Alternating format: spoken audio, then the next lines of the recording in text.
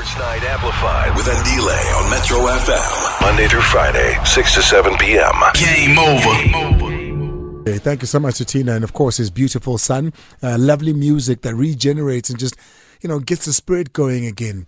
I loved it. Loved every single minute of it. Last bit baqedile ngawe. Last bit pelile. Oh, touch. Lut love. Appreciate you. They're back again tomorrow between 3 and 6 on the Mighty Metro FM. This is Sports Night Amplified with Andile on the Mighty Metro FM. Proudly brought to you by SABC Sport. It's 10 after the hour 6. What a weekend it was. What a weekend it was. The return of PSL football. And then, of course, there was the athletics. Oof. There was the football at the athletics. There was the track and field at the athletics. But I loved waiting for the 100 meters. Yeah. I just waited all night for the 100 meters. That suspense before they actually started running. I think everyone just tensed up. Noah Lyles. Huh?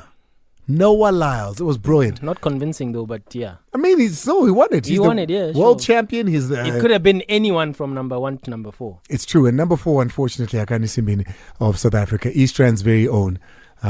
Once again at the Olympics, I mean, if you come forth when you're racing the likes of Usain Bolt, would have expected that this year would have been his year. Yeah. It wasn't Akani Simbini's year again. Ish. Coming forth 0.01 seconds out. 0.01 seconds away from getting a medal. The margins at the Olympics. That's the margin. And he just couldn't. We'll get into that and so much more. The MTN8, of course, we'll get into the 2 games that we saw over the weekend. The SABC bringing you the Orlando Pirates versus SuperSport game. A lot to talk about in that match.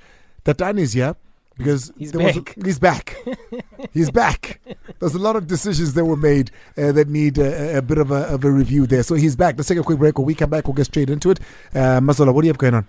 Richards Bay are going to have a new coach by the end of the week. Richards Bay? Yes, Richards Bay. Richards Bay just said and then Richards Bay are going to have a new coach by the end of the week. We'll dissect it when I get my slot. Kupa umpe like extra 5 minutes nyana. How it is it? Tatane? But Mangiti Reperila must just go. No, not anymore. Not anymore. We want you here. You're back. No. All right. Yeah, these penalty incidents, red cards, and whole lot of things in the Pirates Super Sport match that we need to digest. So we'll go one by one, and then until... Urishebile Sharp, we are not here to defend referees. We are here to speak about what happened and whether it was a correct decision or not. Correct? Yeah, FIFA laws of the game. That's FIFA it. laws of the game. That's not defending of referees. FIFA laws of the game, that's it. Because if we're defending them, we're not educating them. Definitely. I mean, we cannot come here and lie. True. We must put the but law. when they're right as well, we need to give them their flowers. There we go. Let's take a break. The 3 wise men, but not always so wise, on Sports Night Amplified with Andile on Metro FM. Right, it's 14 after the hour 6. Let's get into the weekend that was. We'll be taking your calls at 1850 on 086 000 2160. WhatsApp on 060 552 7303. Athletics, track and field at the Paris Olympics. It was 100 meters. Akani Simbini representing South Africa. He was one of 8 that could have medaled. Here's how it went. The commentary on the 100-meter finals at the Paris Olympics, where Akani Simbini of South Africa finished in 4th. There's an Olympic gold medal waiting for somebody who wants it the most. Now Thompson starts to wind up. Curley's going with him. This is close. Jamaica's going to do it. Kashane Thompson is a gold medalist on debut.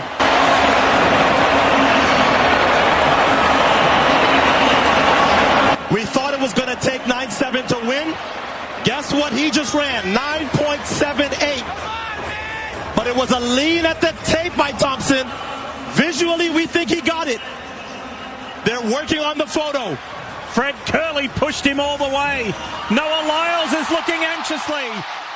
And there it is. Everybody thought it was Thompson, but it wasn't. It was Noah Lyles. 9.79 was the official time that they both ran. 9.81 was Curley of the United States. And then Akani Simbini, 9.82. 9.82 is what he ran. So close, but so far. I mean, he's just outside of that top 3 there. And Akani didn't medal this time around. But this is what Akani Simbini had to say after the race. I know a lot of South Africans were watching me. The Springboks won in the stadium, and it's one of those things where I'm just like, dude, like, it's a moment of history. There's no South African that has ever been in 3 Olympic finals and placed higher than me. I'm the one that's doing this thing for the first time for every South African, and that's a great thing in its own. I might not be getting the medals and stuff, but what I'm doing is I'm changing how sprinting is seen in South Africa, and I'm motivating a lot of kids, and that is really great. So maybe one day I can inspire some kid, and then he'll feel like, okay, if I could do it, I can do it, and even try to do it better than him. We're not done yet. We're coming back in the relay. We've got 3 good guys that were in the semis. I was in the final. Painting just ran a really great time. Party's also running in shape, So we got another shot in the relay, and we're going to go for it. I can't wait for the relay. It's been the one thing over the years that, we've had a really fast team and we've thought we could perhaps medal there. The Brits have a really good relay this year. The US has always got a good relay. They do again this year. And led by Thompson, the Jamaicans as well have a good relay. But one has to feel like we're top 4 of that 4. We're in there with it. But Akani Simbeni, you got to feel bad for him. You got to feel for somebody who's worked so hard. Yeah. I know Anaso Chobodwana was another one. But Benjamin Richardson as well. Benjamin Richardson. He's 20 years old. And Patu. Yeah. So we've got some good runners there. No females though. When it comes to track and field, especially the sprints. But Akani Simbeni, I think he can be proud of himself. Look out for Prudence though. She made the final in the 800 She did make the final in the 800 meters. So that's what we're hoping to get something again there. Akani, I feel horrible, man. Yeah. I feel so bad for you. I thought this was the one. I'd love to see Akani get something in his career. Yeah. I'd love to see him get a major in his career. Yeah, almost feels like a bridesmaid, You know what I mean? Always a bridesmaid, never the groom. Yeah. Let's go here. No allows though. He says it was so close. He was worried at some point. He didn't think he had done it. Everybody thought it was Thompson, but it was to be the loud mouth, the party pop of sprints. No allows.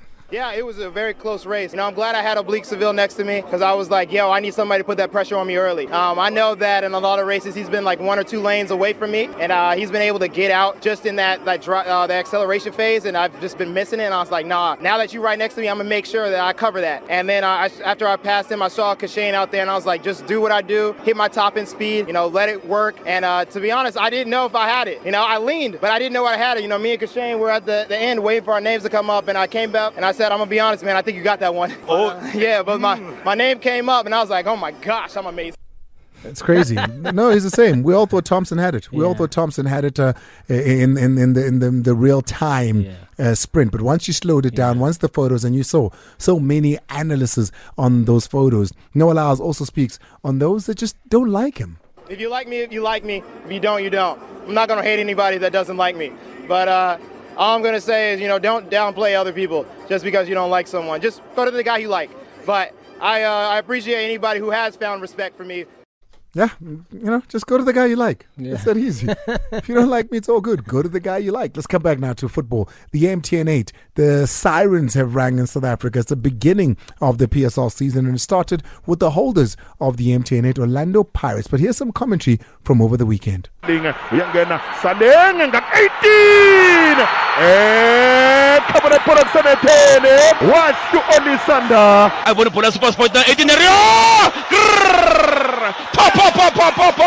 Dumerite Orlando Pirates 1-1. Sadeng Kespone Nandi Tubanga 18. Kabale Polo Senetene. Watch to evidence Makopa. Porta Cholokai, Porta Lokabana, Sebele, Shato! Colosso! Kamangala Sebele, Achakwele, Aichumakankwana, Kabura, Budigala, Banamankete. Bola ngazile defender lingakhulumisana sona lethuba. Sakali Sisafo. Walibeka phakathi laphana nathini ka Jaden Adams.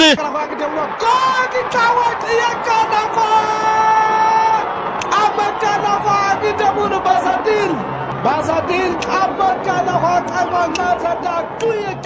3-1 both games over the weekend. Stellenbosch making an early exit of the newcomers into the PSL's MTN8, and that is TS Galaxy, although their coach wasn't very happy at the end of that match, particularly with what the field looked like. And then 3-1, and it was Andre Aronson that had to do the interviews at the end of the match because Gavin Hunt wasn't happy with the officiating of that match, getting a red card. Let's hear firstly from Jose Ribeiro.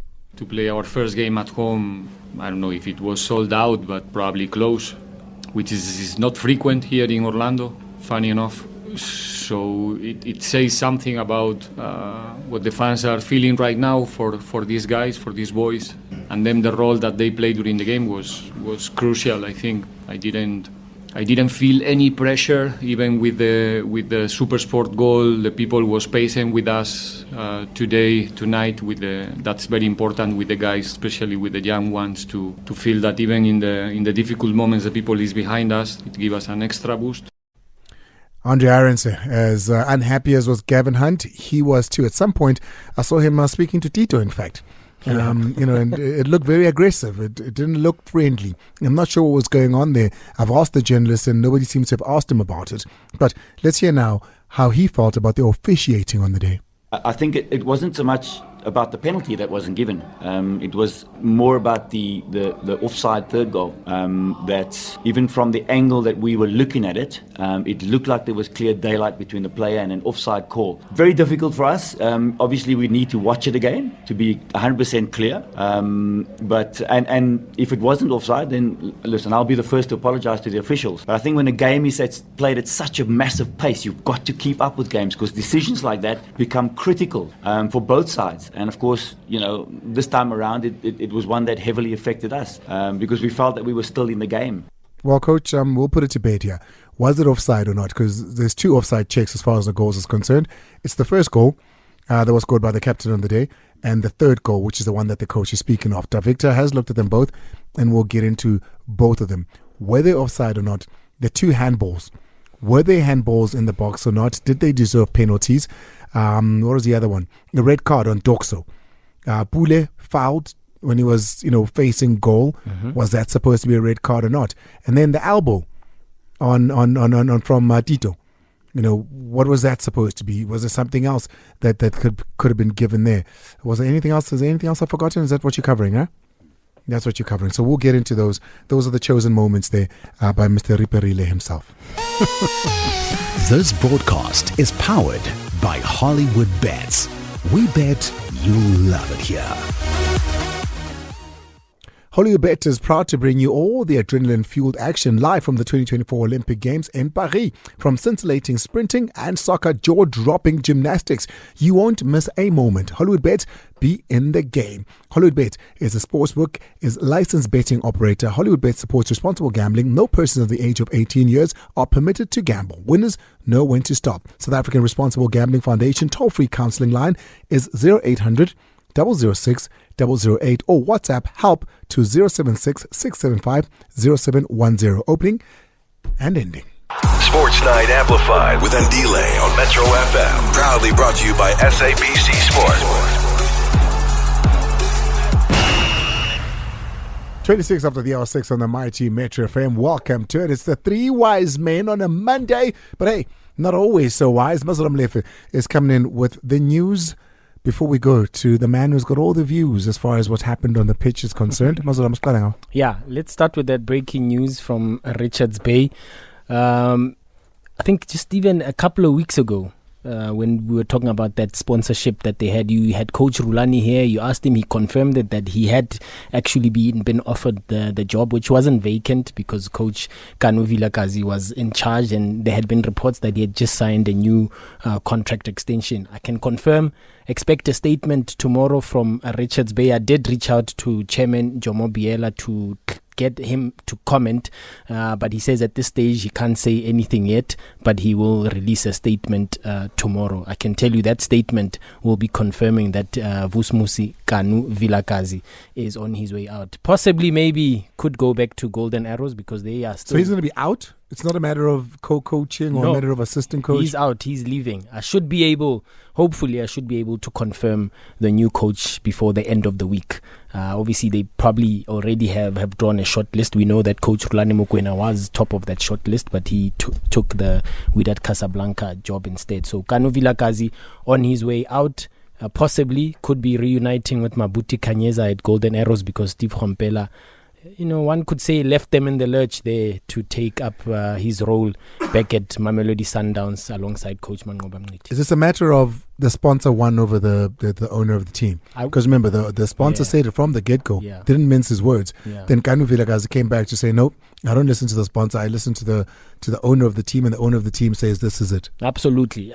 I mean, Richards Bay denied it as much as they wanted to, even at that stage, because I think a day or two after reports that the new sponsors were looking at making a coaching change. In fact, I think one of the hierarchy of that Parkway Guest sponsorship spoke to the journalists at the event that they were looking to make changes to the technical team because they wanted an experienced mentor who could take them into the top 8 bracket and compete for honours. But the club then subsequently released a statement denying that Coach Kanu was leaving. Yes, he did show up for pre-season and started preparing the players, even making comments about the new signings like Sitebe, Tlakusani, as well as a few others. The Sundowns player Kutumela, who joined Richards Bay as a free agent as well. But a week or two is too long in football. So there we have it. Coach Kanu on his way out, and Richards Bay should be having. I mean, they still have some time, I suppose. The new coach, there's about a month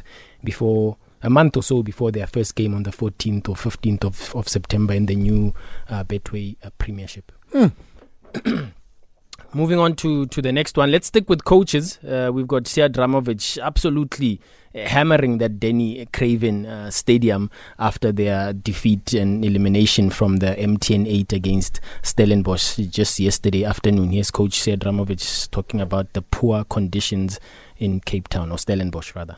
When you try to fight the whole season to get into the MT8 Cup, like top 8, and then you come into a game where probably a cow can break the legs here himself, and you allowed the two teams play on a horrible pitch like this. Where are the standards from the PSL now? How they can allow that a game on a professional level allowed to play on a field like this? I think the best time for the next time, if we play again, maybe the Netbank Cup, if we can get again a draw that we have to play against Stellenbosch, maybe we should play on a swimming pool. It's the same thing. It's embarrassing. Professional. Agreed. Embarrassing. Should play in a swimming pool. I mean, it did look horrible though, I mean, if you remember when we spoke about the MTN8 with the two coaches from Cape Town, they did allude to the fact that there's been terrestrial rains in Cape Town. They haven't been able to train.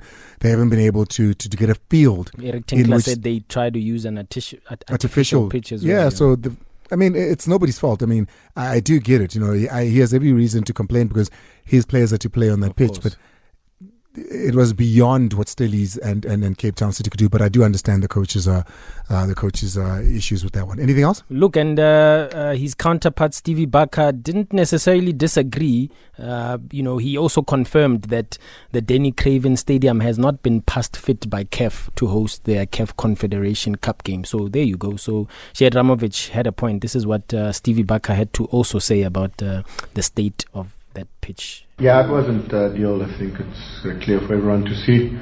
It wasn't ideal for us either.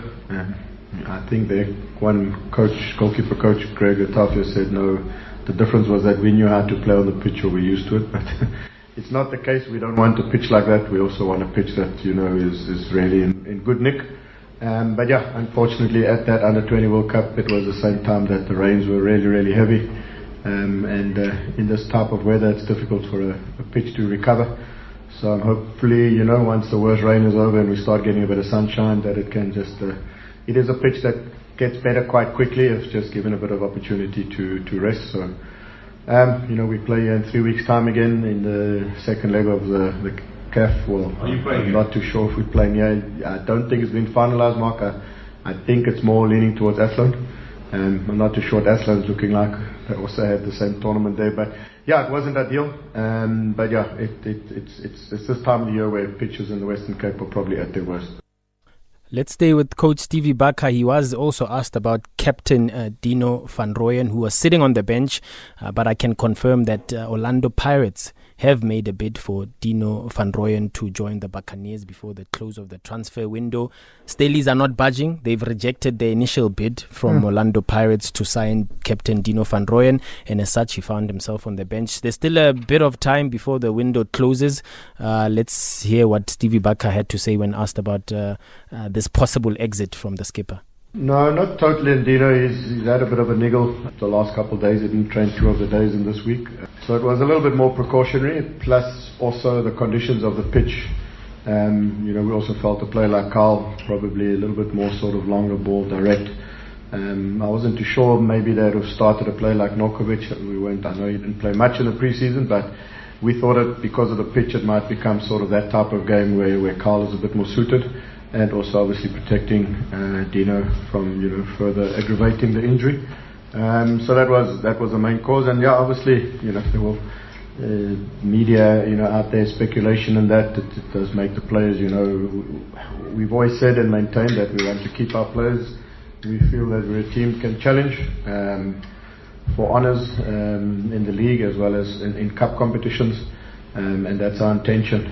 Work as hard as we can to ensure that. We retain our squad.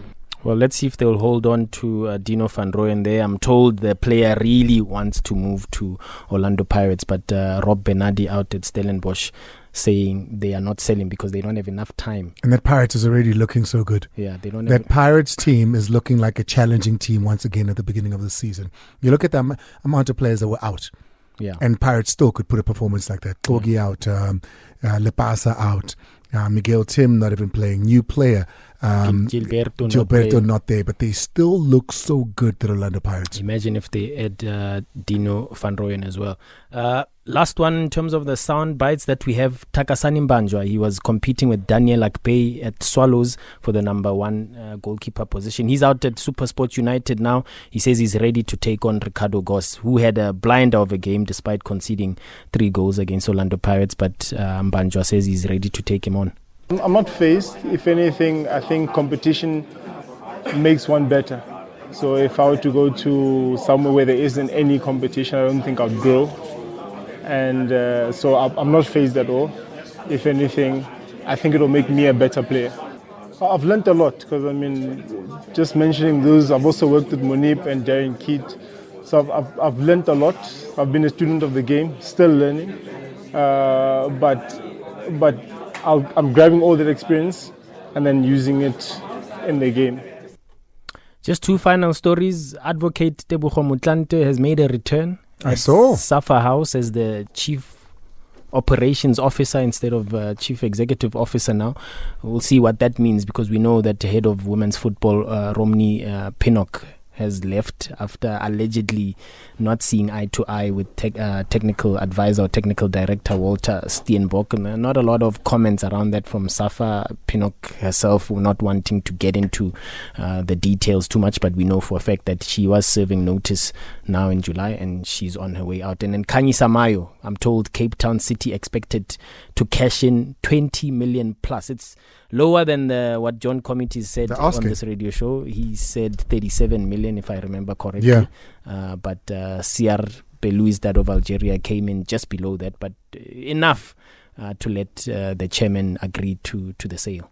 So 20 million is what the asking price, the final price for Khanyi Samayo. The final price. That sounds like an amount a South African team can pay. I know Kaizer Chiefs had made an inquiry whether the valuation from a Kaizer Chiefs point of view was close to that amount. I suspect maybe not. Even if it was, would committees had been willing to sell to a direct rival, losing his key striker at a lower fee than what he wanted. But in Algeria, it was 2 clubs. It was USMA of Algiers as well as CR Belouizdad. The last story is another player that was sold. Yes, Elias Mokwana. Elias Mokwana is gone. He's, like many others, gone into the continent. But this is another player that I know Kaizer Chiefs wanted. Absolutely. Esperance paid, at the very least, I'm told there are add-ons and it could potentially rise, but 8 million or more spent by Esperance to get the player from 8 million rands. 8 million rands, South African rands, to get Elias Mukwana from Sekhukhune United. Perhaps rising, but the agent can clarify. Yeah, I've got Bonso Madumo here, who's the MD and chairman of Cream Sports Management. Bonso, great to have you. Thank you so much for joining us. Congratulations on the deal. Thank you very much, Andile, and the guys in the studio there. Congrats, Bonso. So lunch is on you. Yeah. Kenya lunch, boy. How did this deal even come about? I mean, we heard of all sorts of inquiries, but they were all local. How did this deal come together? I think the deal started before the end of the season. There were inquiries from the team, but there were not formal communication with us and the team. But end of the season, yes, there was Kaizer Chiefs and Esperance come to the party as well. Then towards the opening of the season, that's when Esperance sent the representative to South Africa to come and talk to us and the team. Yeah, that's how the deal started, and then within a week or two, and then it was done. I'm assuming this is based on what they've seen at national level. Yes, I think they started seeing him when he's breaking. Remember, he played before the AFCON. There was when he was called up, he was doing fine, but he didn't play. But after the AFCON, there with the friendlies, that's where maybe surely they've seen him. Yeah, because that friendly was played in Algeria. Yeah, it was. It was. Yeah, Algeria team, yes. So tell me, are you saying to me, the Chiefs even put up an offer, or did they just inquire? There were offers. It's just that they were talking to the teams, but I don't know how much they were offering. But definitely, Chiefs were on the radar of getting the boy. And was he keen to move locally? I mean, the conversations with him? Look, the boy is in football. I just wanted to grow to the team where he will feel like growing, either the Kaizer Chiefs or any team, or Esperance. But at the end of the day, it was the decision of the team that came to agree with Sekhukhune. And then I spoke to the boy, and we come to the agreement that at the end of the day he wants to play football, and then there's certain issues that we clarified with him. Then we decided that Esperance the team for him to go and grow. Because if I'm hearing 8 million, this is not an amount that Chiefs wouldn't be able to pay. And I ask this because there's always this notion that, and when we know it now with Kanye Samaya as well, when it's Chiefs asking, it's always a lot of money, but people are willing to sell to other teams for less, and that's why I'm asking essentially, Ponzo.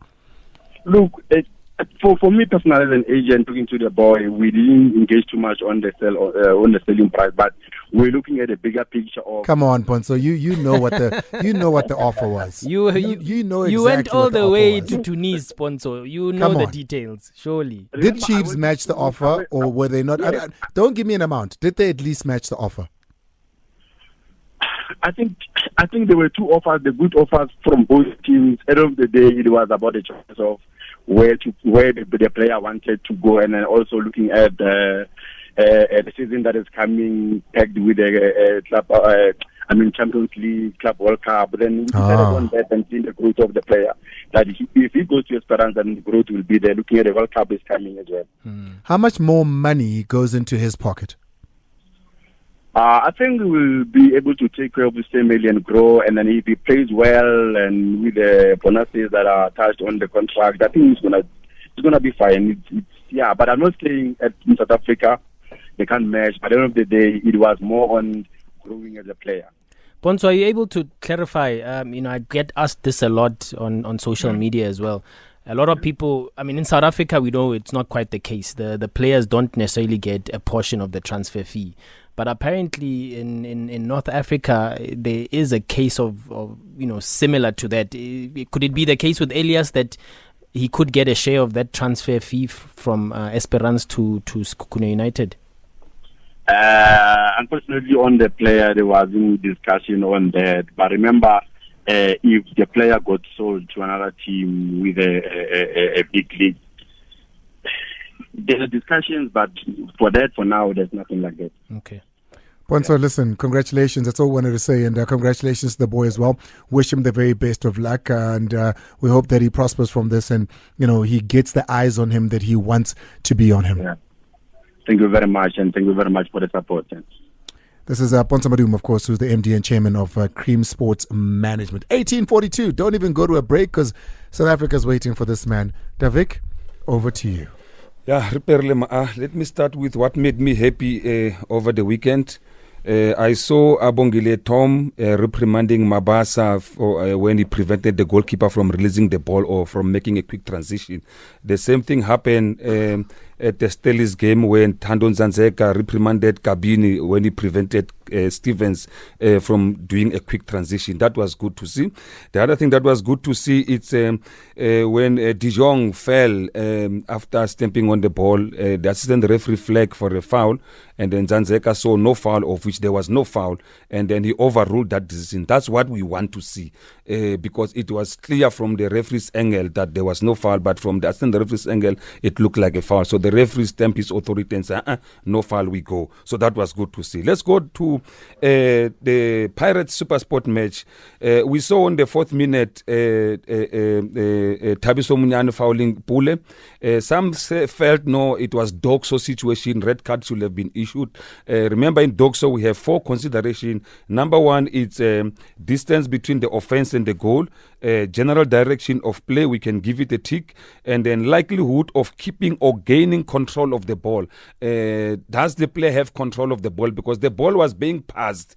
The player did not have control of the ball. And the last one is location and number of defenders. There was a defender very close. So if all these 4 considerations are 100% completed, then a red card will come out. But if the referee or if one of the considerations is in doubt, then the referee will go for a yellow. So one of them was in doubt, especially control of the ball. So that's why the referee reduced from red to yellow because of control of the ball. So it was correct decision by Abongile Tom to reduce from red to yellow.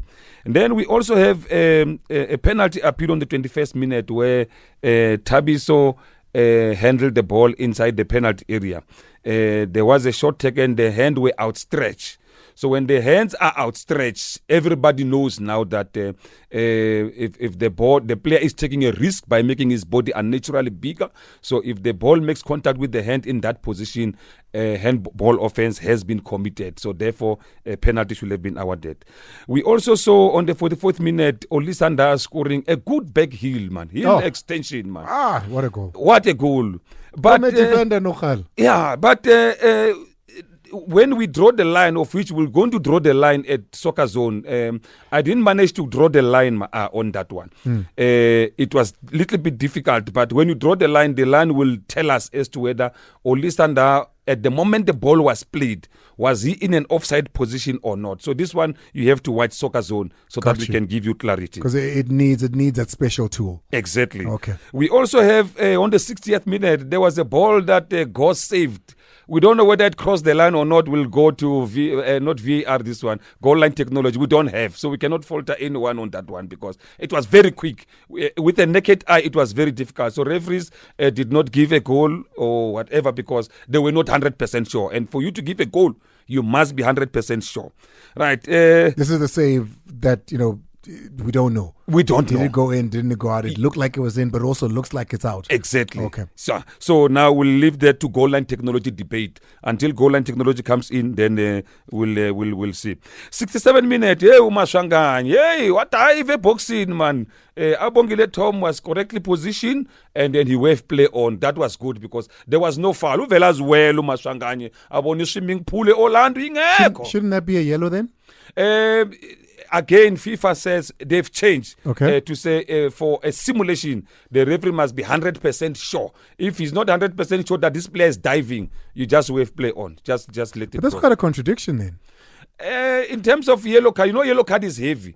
So otherwise, if a player falls... Because if you're not quite sure, yeah, what decision are you then taking if you're not quite sure? Because you've got to be sure. Yeah, when you are sure that there's no foul. But you're saying to me, he didn't give a yellow because he's not sure if he was diving or not. No, the fact that he did not give a foul, a free kick, it means he's sure there's no foul. But when it comes to yellow, now it goes to simulation. Simulation is when a player deceived the referee by pretending to have been fouled.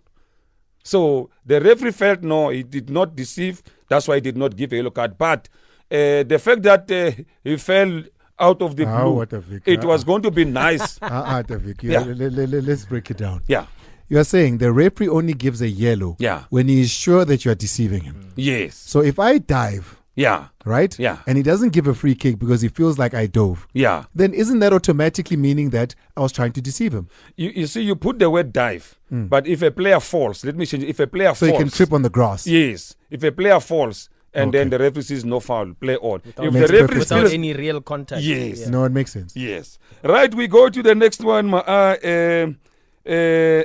79th minute. Yo, Maswangani with an elbow. That is violent conduct. A player using brutality, matlangeli to hang, and striking an opponent. When you use a fist, when you elbow someone, you close the fist and then you do an elbow. It's a different when someone uses an open arm where a yellow card could come out. So with an elbow, normally we regard that as a power or excessive force was used, of which the player should have been sent off. So you survive the lion in the Kruger National Park. You do that again, family red card, 2-game suspension. Right, we move on to the next one. 96 minutes, there was also a handball appeal by SuperSport where the Pirates defender kicked the ball to his own a defender inside the penalty area. Here we'll go straight into the law. The law says the following will not usually be a free kick when the ball touches a player's hand or arm directly from their own head, body or foot, or the head or body or foot of another player who is close. So the player was very close. And then when you go to explanation, it says if the ball comes off the player's body or of another player who is close by onto the hands or arm, it is often impossible to avoid contact with the ball. So that is the explanation for that, to say. So that second call of handball in the penalty area was correct? Was correct, 100% correct. Okay. Yeah. And then we go to the last one on the Pirates match where Saleng was alleged to have been offside by the SuperSport bench. As you had the interview, the third goal. Here we can, this one I saw it, I had to sit down and even draw my own line. I'm hoping you saw all of them, but anyway. No, this one, it didn't need a line. Okay. Yeah, it didn't need a line. At the moment the ball was played, the player was in line with the second last defender. Okay. So there can't be offside. And then Saleng was one-on-one with the keeper, and then the keeper made the save, and then evidence scored. That's when Gavin now comes in and complained to say it was offside. It was not offside. We can confirm it to you now here without a shadow of a doubt that from July 1990, the law has been changed that in line is no longer offside. So correctly, the referee or the assistant referee Sukhara Mukwena wave play continued, and then a goal was scored. Then Gavin comes in remonstrating with the referee, and correctly he was sent off for that. And why not a yellow? Why not a caution? Why a red for Gavin? No, when you go and remonstrate with the referee for a correct decision, the referee will send you off. So the referee did a good job by sending Gavin off. The only danger is now you get a red card in the first game, you are suspended for 2 games. You get another red card in the same season, it's 3 games. You get another red card for 4 games. So we hope Gavin will not get another red card. The other thing I must add, Mazola, is when a coach gets a red card, he doesn't do interview. He's suspended. Yeah, and he didn't. Yes. Some were asking, why is he not doing interviews? No, he can't. Hey, you are suspended. You must go. It's with immediate effect. All right, let's go straight into some of your voice notes and calls. There's a lot that's being said here. We spoke to the agent representing Ncube and his move, and whether Kaizer Chiefs, whom we heard, had interest in the boy, actually did have interest in the boy or not. We spoke about, what's happening down in Richards Bay? King Kanu. He was saying, hey, no, I'm not going anywhere. The chairman said so. Mazola says he's out. He's gone. They're looking for a coach. I wonder, Dylan Kerr, have you gotten the call yet? Who else is available on the market? Who else is available on the market? Let's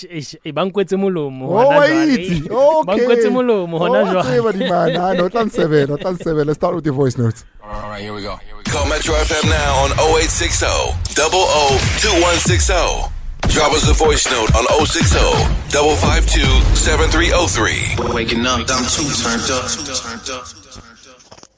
Hey, evening, guys. The weekend that was, I'm Sanzo from Etsakane. I'm just going to be honest with you guys. I believe this shows that we listening this show, this sports show, yes. But I think we also need a platform like this to tell things as they are. Our South African football is very poor, guys. I was watching the weekend matches, the MTN8 matches. Those matches were so poor. The kind of football that was played there. 3-1, so poor. Horrible football. Supersport and TS Galaxy, Stellenbosch, horrible football. You just kick. There's no philosophy, nothing. So you guys need to tell it as it is sometimes. Thank you. No, I don't agree. I thoroughly enjoyed the Orlando Pirates play.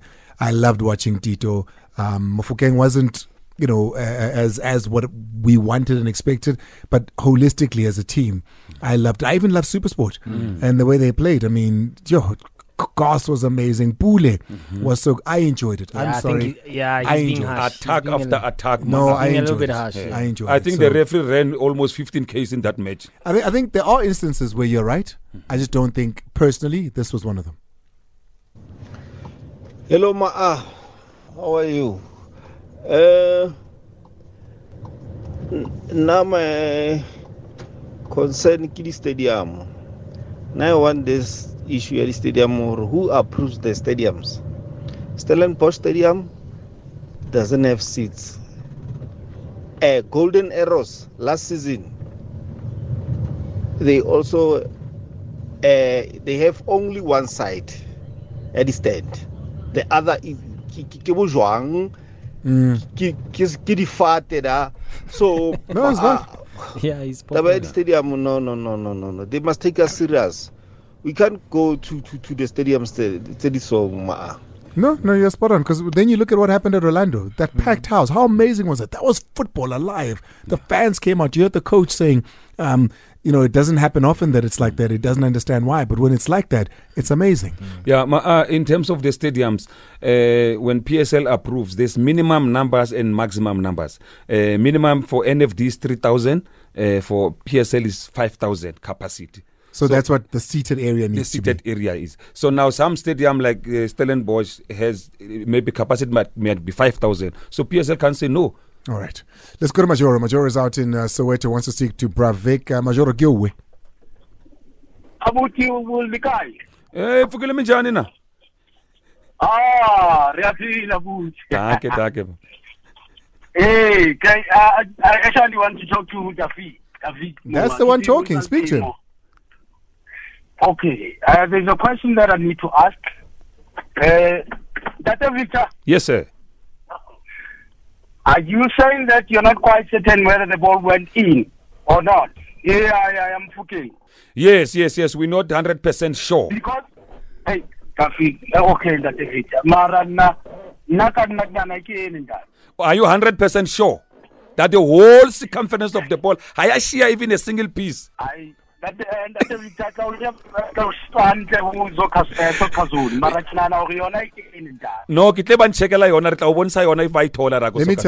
tell you. Let me not even raise your hopes, Majoro. Without goal line technology, even we can't. Without goal line technology, it's the same as Ela Sundowns. Sundowns le Yanga. Yeah, Aziz key. People are still talking about it till today because we don't know. We don't know. Majoro, thank you so much. Let's go to Dixon.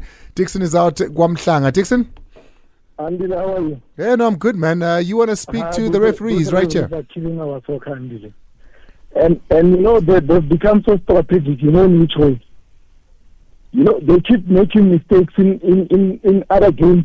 Some of the games, they keep making mistakes. But when it matters the most, some people benefit when it matters the most. They make mistakes in other games. You'll be saying, this referee always makes mistakes. But there are games where it matters the most. When it matters the most, other people are benefiting. But who doesn't make a mistake? Zwane made a mistake in the Toyota Cup. Mbutu made a mistake in the Toyota Cup. Referees also make mistakes. It's football. Until VAR comes in to assist, mistakes will always be there. No, we have to be frank about this, Victor. I remember I saw a clip of you saying that there's some people who came to you with bribes for you to influence the game. Yeah, I was in court. I think you yourself, if you yourself, you didn't report those people. I was in court. With bribes, How can well, what about if they go to other people? Because you refuse, but what if the very same person will go to the person who will agree with that bribe?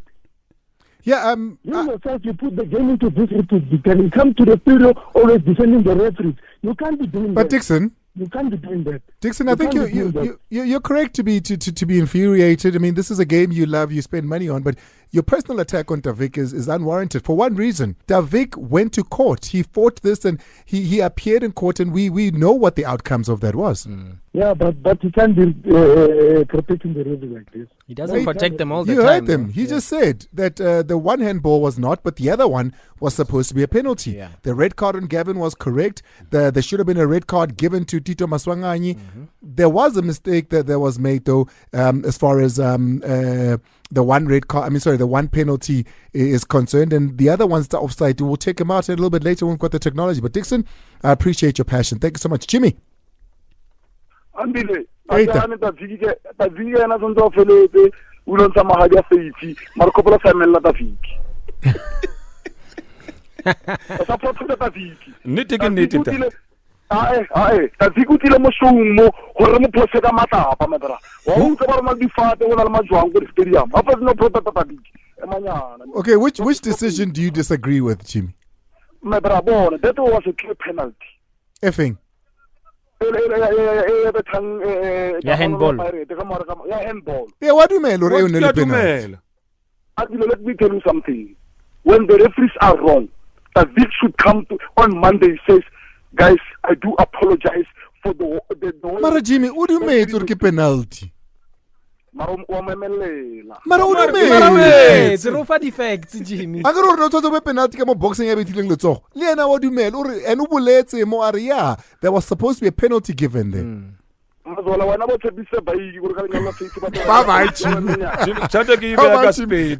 Tempo very quickly. Oh, I would have loved to hear that conversation. Yeah, but let's go to Makosonke. Makosonke wants to speak to what happened in Stellies versus Galaxy. Makosonke. I know. Pilegile na baba khona ufuna kuba nomupla. Cha ngifuna uqale nje ngisheshise kule game TS Galaxy Stellenbosch. Ngifuna nje ukuthi nje kulama team omabili ngiwashayela izandla ngendlela aperforma ngakhona. Kakhulukazi iTS Galaxy ngendlela epressa ngakhona nanokubuka ukuthi ihluleke ngoba ibisipressa too much ikhohle ukuthi mele ivale emuva kodwa nje amacoach abo ngibathulela isigqoko ngendlela abakhombisa ngayo ukuthi bayifuna icompetition bese ngivala sengithi ke siyabonga ngoSerino ukuthi basifakele yena kodwa kusashoda ngoba ngeke sithembe yena yedwa udinga abantu abazomlekelela angibonga bafowethu siyabonga. Thank you so much. I very appreciate that one. Thank you for watching. Please like, share and subscribe to the channel.